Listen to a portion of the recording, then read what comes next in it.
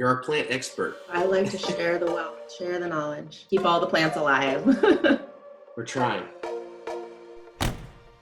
Hi, Alicia. Hey. During quarantine, there are a lot of new plant owners. What advice do you have to people that have just started getting plants in their house? So if you're a new plant parent, the two plants that I would recommend for easy peasy, you can't kill this, would be snake plants and ZZ plants.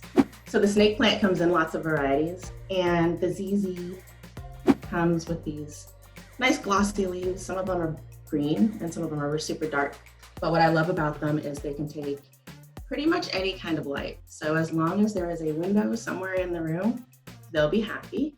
What is a good tip about watering plants? Plants are like people, right? Everybody has different needs. For most houseplants, you can water them once a week to every 10 days. If you're not sure when you last watered your plant, there's a couple of things you can do.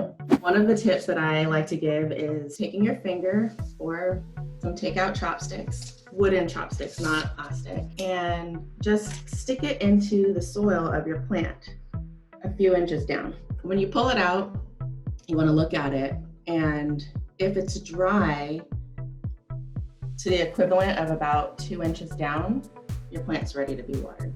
So this one I stuck down fairly deep, and it only stayed wet and dirty right here on the tip, so it's ready for water. You know what? I forgot my chopsticks today, or I would show you how my plant is doing. Maybe that's a good thing.